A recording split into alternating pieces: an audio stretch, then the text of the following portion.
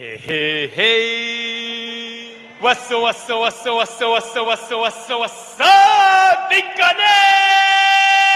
And we are live. Good morning, Crypto Warriors, and welcome back to the Gentleman of Crypto, episode 1305. Today is Wednesday, March 5th, 2025, and I'm King, here to bridge the gap between the community and crypto every day, Monday through Friday at 7 a.m.-ish.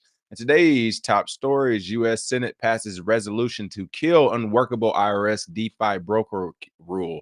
Blockstream to launch Bitcoin lending funds with multi-billion-dollar investment. Bybit asks DAO to return fees earned from hacked transactions and more. But first and foremost, let's go ahead and take a quick peek at these prices to see what's going on. Oh, man. Hey, listen, it is a fun time in crypto for a lot of people who came in for the first time late last year, this year. You know, they came into a 100,000 plus cryptocurrency and they haven't seen any pain but all gain. So it is finally time for them to test out their hands as well. Luckily, they'll be doing it at an 80-something thousand dollar Bitcoin, unlike the rest of us who is doing it at, $1,000 Bitcoin or $100 Bitcoins or whatever. These folks get to do it in the 80s. But hey, all is still well.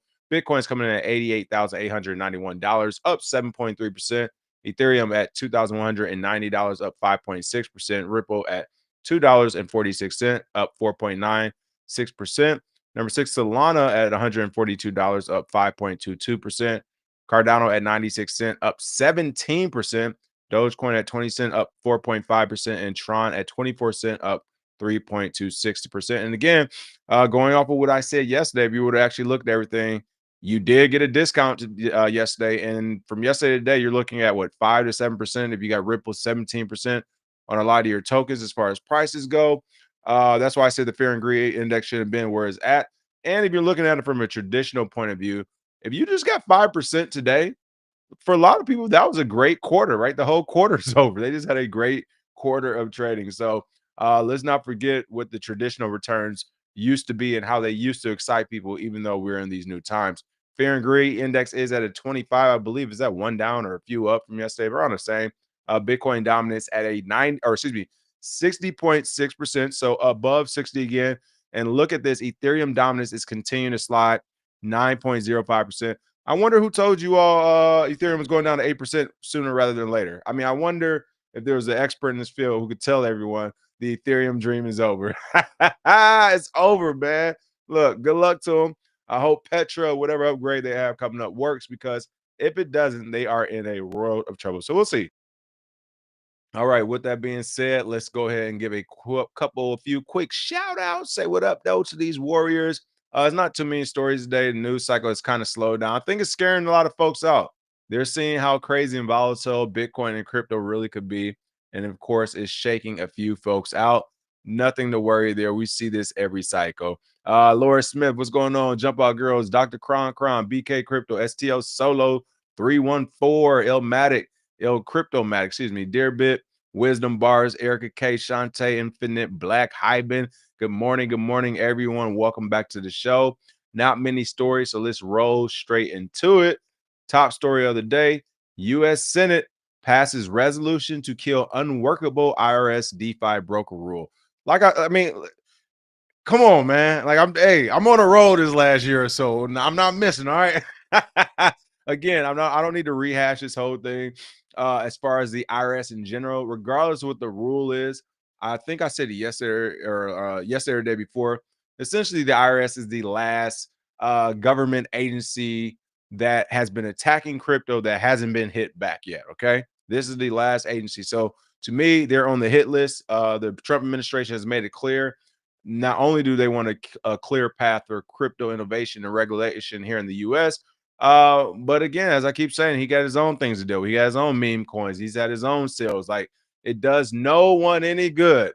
A strong IRS does no one any good right now. They've collected enough money and we're still trillions of dollars in debt. I think it's time to call the IRS game what it is. All right. It doesn't work either. I don't want to hear people talk about taxes when every year we go further into debt. Clearly, the taxation doesn't work. So I am glad to see this administration finally putting the eyeglasses on, the magnifying glass on to the IRS.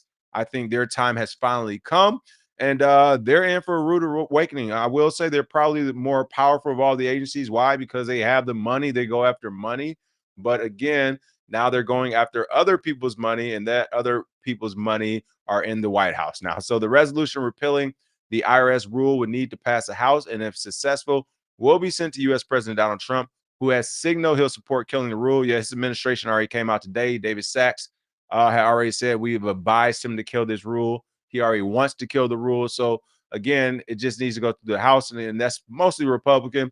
I don't see them saving an IRS DeFi rule to spite the president right now. There's other things they need to. I mean, this whole thing with Ukraine is going on, the tariffs, like IRS DeFi rule. What they gonna listen? The House gonna be like, man, we don't sign this and get this out our face, man. We trying to get him to calm down on tariffs and not go to World War III. We're not listening to the IRS talking about DeFi right now. If that's what he wants, give him that one, right? This is such a small thing in the big scheme of things that are going on right now. I think that this IRS rule would definitely be repealed because it's one of those things where, again, it's a low trading card. Trade it away. Don't hold on to it when all the other big stuff is going on. So I do not see them hold on to this. And I think this may be one of the first dominoes to fall for the IRS in regards to the Trump administration and how they'll be attacking them and going after them. Again, right now it's been a semi-slow roll. Of course, he said where he's not hiring all those agents. Biden said he was going to put. I mean, really think about that. The last president said he wants 80 something thousand new IRS agents for what, man? Why are you trying to come at the Americans, man? What's going on, brother? Shout out to this administration for cutting IRS legs. All right, it is what it is. And I got family who work there too. It is what it is. They're not helping nobody right now. The Senate voted 70 to 27 on March 4th to approve a motion to repeal the rule that would expand existing IRS reporting requirements to include decentralized exchanges and require brokers to disclose gross proceeds from crypto sales, including information regarding taxpayers involved in the transaction. So again, this isn't passing, but I wouldn't be surprised if it passes as soon as Trump leaves office. So I'm not looking that far ahead. I'm going to look at the right now while we're in this wild, wild west. And it looks like, again, it's not looking great. So the resolution now moves to the House, where it will need to be passed before being sent to President Donald Trump. The White House's AI and crypto czar David Sachs has said Trump supports killing the rule. So again, the House being red right now, it would be kind of crazy to see them go against this, especially for something kind of smaller. You can see here Christian Smith, CEO of the crypto advocacy group, the Blockchain Association, said in March 4th post on X that was a big day for DeFi and the U.S. crypto industry. Quote, the effort to repeal this rule should be seen as part of a broader move to keep crypto in the U.S. I agree. Continues on saying DeFi is an American strategic strength, and today's action helps ensure it will continue to develop on home soil. So, of course, everyone wants this pro innovation, but of course, the IRS just wants more money. As I said, first of many dominoes. I think we'll see this one kind of fall first, or we'll see. I think we'll see the administration will see how much the IRS fights back on this. Again, this is one of those chips I would almost give away. Like, this is a card I will play. Like, you're not going to hold on to this. Is DeFi. Who are you going to go after? That would be another 3 years of investigations to come out on the other side and say, you know what? This is legitimately an open source project. Somebody paid for 4 years of server space on this bad boy, and we don't know which direction to turn now. Or you actually do take down a project or tax it or get all this crypto information. I mean, wild goose chase. I just don't understand how it could work, because I don't think they understand for the DeFi side of the house. Why are you hooking up any type of taxpayer info? Now that I think about it out loud, like on the DeFi side of the house, it is all crypto. It's crypto to crypto. So it's just like, I'm not even like, I'm thinking about some of the DeFi platforms I'm on. I'm like, you know what? Now that I think about it, there's a ton of DeFi platforms I've never not been on without using a VPN. I've never not been on without using a random wallet or a test wallet. And I never not been connected to those wallets by an email or my own IP address at most times. So I'm really even thinking to myself, I'm like, let's say you did want to do a deep dive IRS and go after these DeFi exchanges. I'm just one person. That is going to take an expert in the IRS to really backward engineer and track all of my own personal things. So I can only imagine someone who's really I'm not a whale. Imagine the whale who's really out here making plays and really trying to cover their tracks or doing something illegal, whatever else. It's like, you're not going to find that in a timely fashion. You'll find that in 2030 and 2028 and be charging people. So again, it's one of those things. Do we want to spend the taxpayer money to see the IRS pursue the DeFi sector? I would say no. That would be a terrible waste of American funds that they're. We'll see what happens, but again, the Senate is saying no go. The executive branch is saying if it comes here, we're saying no go, and now it's being left to the House. I don't see them guarding the IRS DeFi broker rule with everything else going on. I think it'll be a no go. We'll see what happens here soon, though. Let's see.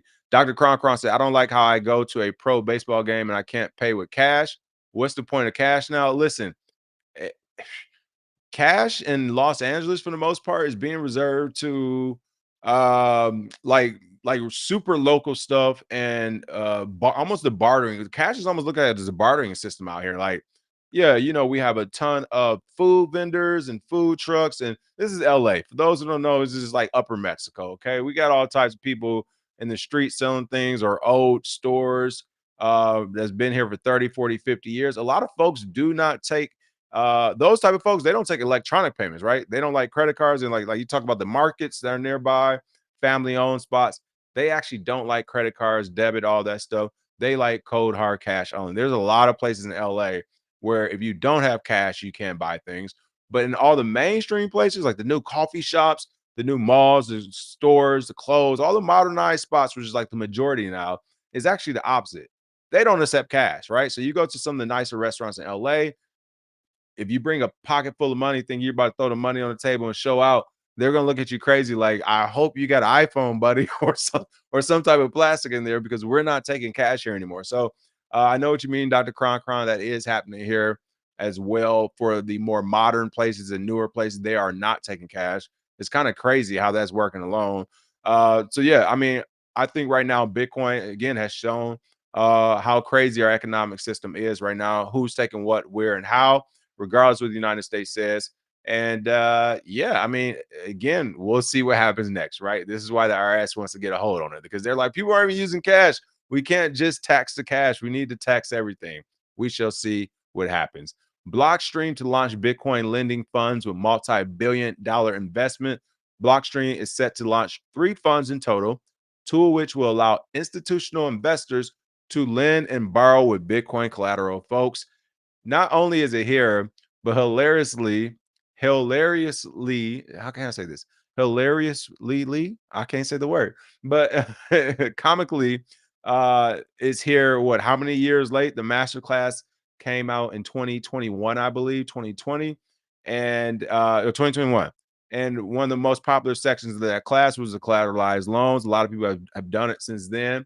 But that is essentially storing your Bitcoin or Ethereum or whatever else, wrap Bitcoin on that case at the time was on the Aave platform and a few other platforms.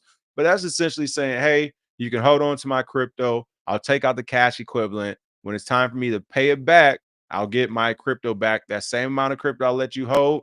DeFi platform, or in this case, will be a centralized platform. I expect that crypto back, and whatever the price is, the price is. So again, this came to the DeFi side of the house first for the most part. We saw Coinbase try to start a lending program, some other things. The SEC shut them down. I believe that was like in 2022 when that happened. But it's official. It looks like it's coming to the mainstream now. It makes sense. The good thing about this, while it will be rife with regulatory uh, issues as far as things you need to do to be compliant, this is the next step for the mainstream to start buying houses and cars with using their crypto as a collateral asset. So this is big news. If you even see 10 to 15% of the market, that's a high 5% of the market start changing from regular loans to doing Bitcoin or crypto collateralized loans. I mean, whew, companies' balance sheets are about to be different. Companies are going to blow up off this. Some companies are going to go down off this, but this is a movie by itself. Lending Bitcoin and crypto lending investments will be a movie within itself. I guarantee it, because the same deal is going to happen. First, this is going to launch where, let's say, whatever. I haven't read the story yet. So right now is Blockstream, right? Blockstream launches it eventually. Uh, BlackRock will launch something eventually. Wells Fargo, whatever, Chase Bank will launch something where we have these crypto lending programs and all this other stuff. After it's launched, mark my words, then here comes the derivatives, right? Well, hey, Why can't we put these lending funds in the same basket as ETFs, right? Why can't we put these lending funds on the stock exchange or whatever? Like derivatize the lending funds that will come after they create the fund. Now you can derivatize it. So the craziness of that is essentially these funds will be holding the asset, the crypto, not your keys, not your cheese. They'll be holding the crypto assets. And then at the same time on the balance sheets, they say, hey, we actually have 20 million more in profit this year because of these crypto assets, not understanding is actually also debt if they don't pay the cash equivalent back, and you get caught in the bear market, that will actually be debt. But I'm sure they won't put that on the balance sheet. Once you have that there, they say, all right, well, we have these crypto assets sitting here. Now let's put a derivative on it. What are we going to do? They just we can't just have crypto sitting here as a derivative. I wouldn't be surprised if these same places started lending crypto instead of cash. They say, hey, not only are we doing we can store your crypto here as a Bitcoin lending fund, but on the flip side, we can lend you crypto. So there's so many ways to make money off this one thing. And I don't see Blockstream maybe doing that, but definitely when it gets in the hands of the BlackRocks and the Chases of the world, they're going to figure out a way to throw those derivatives on it. So this is Bitcoin developer Blockstream has secured a multi-billion-dollar investment to launch 3 new institutional funds, including 2 that will enable lending on Bitcoin, or excuse me, lending Bitcoin. Again, this is going to be big news. I'm glad to see Blockstream is one of the first folks to really come out with this investment and try to move this forward. I like to see them do it, as far as they've been doing great by the project so far. So why not lead this as well? Looks like Blockstream's institutional grade Bitcoin investment solutions will go live on April 1st with external capital acceptance opening on July 1st. The firm stated on X on March 4th, confirming an earlier Bloomberg report. They added that the investment products, what I tell you, those derivatives, will offer Bitcoin backed lending and secure institutional financing with Bitcoin collateral, USD collateralized borrowing, enabling investors to unlock liquidity without selling Bitcoin, and hedge fund strategies offering institutional grade exposure to Bitcoin markets. So this is kind of, when you look at strategy, this is something they could definitely do and be successful at. With all the Bitcoin they have stored up, or even BlackRock, right? You do a partnership with a company that's liquid, a VC firm. I can see hopping in here. You get into bed with these liquid companies, and then yeah, you just start storing and collecting Bitcoin. Now, the other issue that will come with this, and here's the X post where Blockstream essentially promotes it: Bitcoin backed lending, USD collateralized borrowing, and hedge fund strategies. Um, the only other issue with this, of course, is going to honeypot and centralize a lot of crypto buckets, right? You already have exchanges doing it. That's bad enough.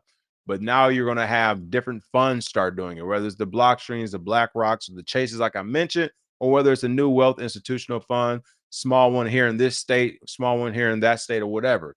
The bottom line is we are starting to aggregate crypto and Bitcoin even more. And this is the antithesis of the entire project, right? It is supposed to be peer to peer. It's supposed to be decentralized, right?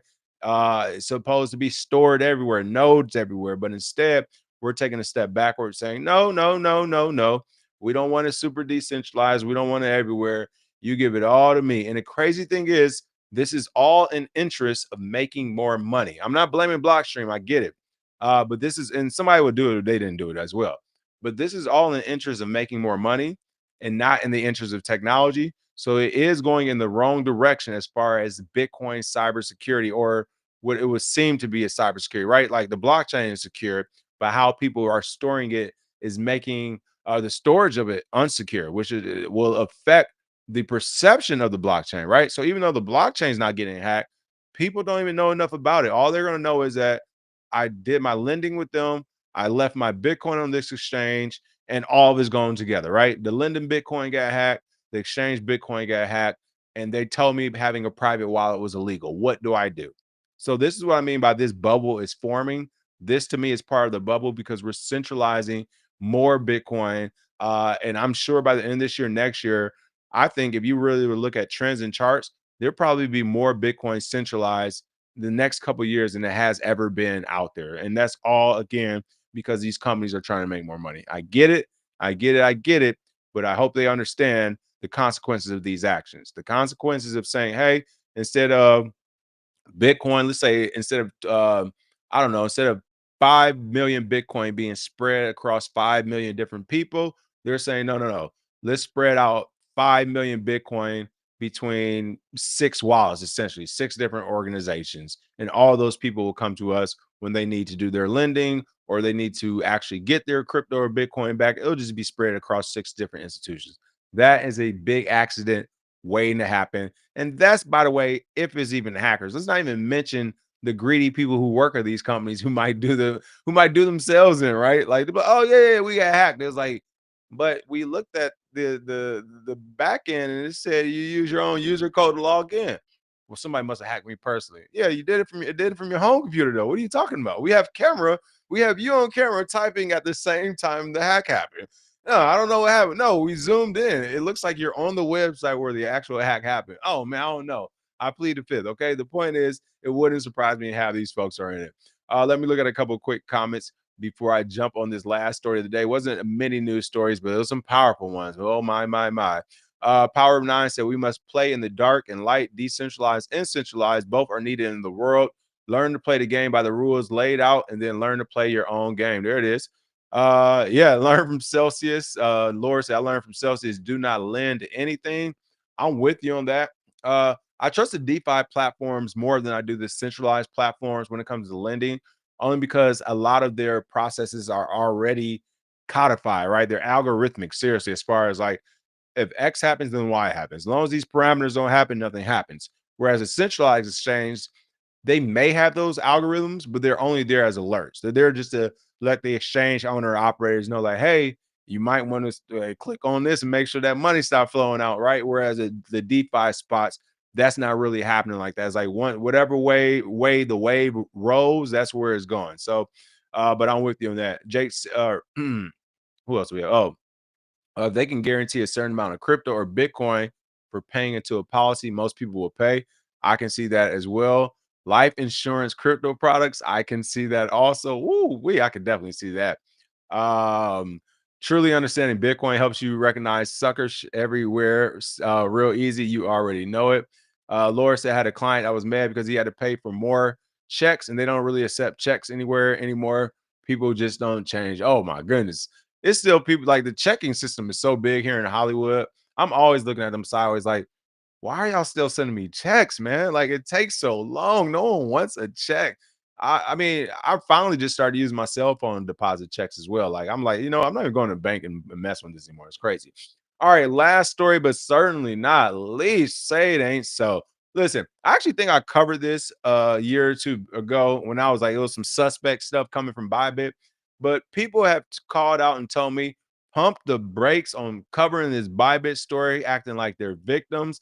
It turns out Bybit has been scamming their own folks. Bybit has been scamming their users now for the better part of a year or two. It sounds like I'm about to bring up some evidence, but it sounds like the way the play works is Bybit is out of the blue asking all his users to verify themselves, right? So you can log on without verification, you can send money without verification, but if you try to withdraw that money, Bybit is now asking for verification, folks out there. So essentially, what's happening is a lot of people around the world, of course, are not verifying, and Bybit is keeping those funds. So it looks like this Lazarus attack. I mean, listen, we should be not only welcoming this, we should be praising the Lazarus Group if they're behind this. I need to get on X to let everybody know. Praise the Lazarus Group. They're operating like Anon right now. I think they saw a bad actor and they went after them.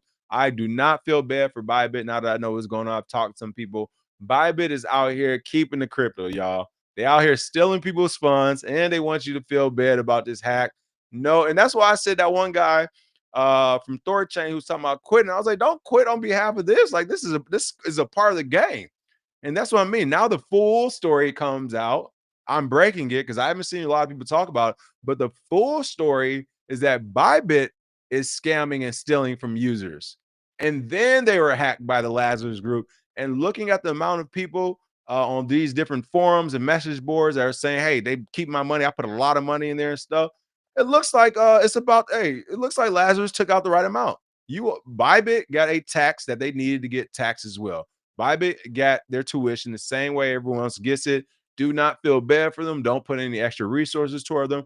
They're getting what they deserve. They are out here keeping people's crypto, folks. They keeping the crypto, y'all. Bybit asks DAO to return fees earned from hacked transactions. Hell no. Paraswap DAO members were split, with some supporting the conditional return of the fees and others voting against the refund. Hey, if anybody messes with Paraswap after this video, please share the video to them. All right. Tag Paraswap. Don't give Bybit back shit. They are doing their users wrong. They're not paying people their crypto back, and they are literally keeping folks crypto. Don't give them shit. Bybit confirmed it was behind a proposal requesting that decentralized finance protocol, Paraswap, return fees earned from swaps conducted by the Lazarus Group using digital assets stolen from the exchange. All right. So let's make sure we get this clear here. Bybit has proposed to Paraswap to return the fees. And let's be clear, Paraswap didn't do anything wrong. Why would we return fees? For one, that's going to make us not look decentralized at all. So Paraswap, if you want to destroy your business model, yeah, go ahead and return that money. Or you can say good luck to you, just like everyone else. I don't care about this story about Bybit asking Paraswap. The important thing is to note is that Bybit is out here trying to cry and get the world's help and saying that they've been done so wrong, when in reality, they are the ones doing the most wrong. All you need to do is a simple Bybit fund stuck Google search. That's all I did. A quick one just to see what people are telling me are real. And you can see here, Bybit froze withdrawal for suspicious activity. Bybit has frozen by 11K in coins. What else do we have? Deposit stuck in pending assets with Bybit. What else do we have? My funds stuck on Bybit for over a month. Like Bybit withdrawal stuck on processing. Support won't fix it. That's what I've been hearing the most. That support is non-existent.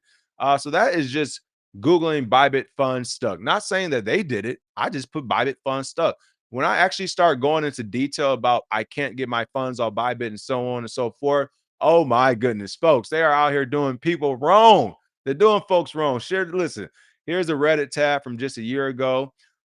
Someone talking about, hey, I've deposited my money in Bybit. I went to withdraw it, and all of a sudden, I got a message about suspicious activity. I was told I get sent an email with what to do and how to verify documents. But one, this is what a lot of people have been saying. They don't receive the emails, or they don't even receive anything from support after they talk to them. And then the second thing is they don't even want to do the KYC. But it looks like some people are doing the KYC and still not getting it. Here's 6 months ago. Same issue here. Bybit has the worst support. I submit all documents. Don't answer yet. Avoid Bybit exchange. Someone else, I had the same issue 9 months ago. Everyone's asking. Bybit's out here stealing money.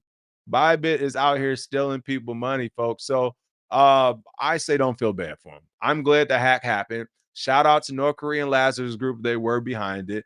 Way to tag them. Way to make them charge them for tuition. Bybit, you thought you was gonna be out here stealing money? Nobody else? What? You thought you was the only gang in town? No, don't come to the world crying and feeling sorry. Oh, $1.5 billion. They did $1.5 billion funds in 10 days. I said from the first day, I wouldn't be surprised if someone from Bybit was in on it, folks. They've been doing people dirty. It wouldn't surprise me at the end of this investigation, somebody from Lazarus Group said, yeah, we did it on the behest of Bybit. And everybody's like, well, what do you mean? They're like, well, y'all think we that smart? Come on, folks. We social engineer our attacks over there at North Korean Lazarus Group. Let's not forget that. They do a lot of social engineering over there. So it wouldn't surprise me when this is all said and done 2 or 3 years from now, we find out that not only did the Lazarus Group do it, but they did it because Binance paid them to do it, right? But it's going to come out and be like, yeah, Binance tells us we can keep half. We give them the other half on the back end. They've been stealing users' crypto. They're not a friend of the cryptocurrency community, and they got tagged.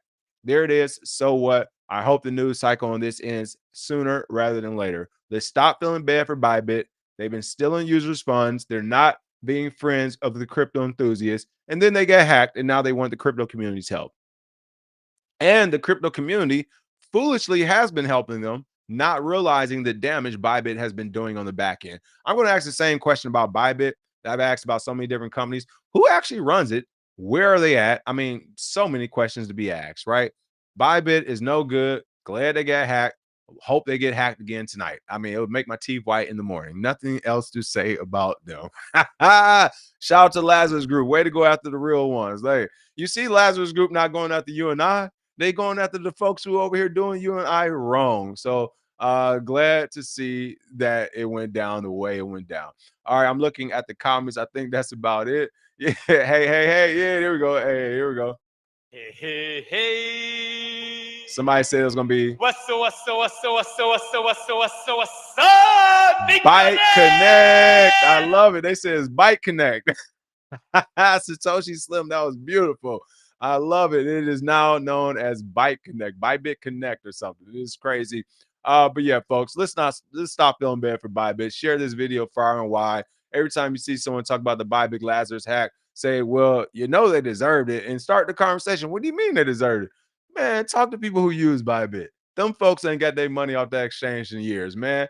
Bybit is going down, or at least I hope they are. And if not, I'm going to pull a Kevin O'Leary. First, next time I'm on the news or anything, I'm going to be like, look, everybody was talking about this FTX, and we even talked about Binance, but Bybit, I'm about to pull the Kevin O'Leary. I'm dropping, I'm about to drop dime on these fools. I'm dropping dime on these fools. That's a Billy reference for those who don't know. I am about to drop dime on Bybit the next chance I get. They're going to be talking about crypto criminals here, who's stealing where, what's going on there. And I'm like, yeah, that's all cool. But this Bybit exchange, though, I mean, what they're doing allegedly, I guess you can say allegedly, right? I don't know. Is that allegedly? It looks like I can call upon a lot of people who are like, no, my funds are stuck. It's not allegedly. And Bybit, on the other hand, isn't doing much about it. Smash that like and share. I will see you all tomorrow with some more crypto news. Just as a heads up, tomorrow is going to be the Friday because I won't be able to be here on Friday. I got some things going on, but that will be the Friday. So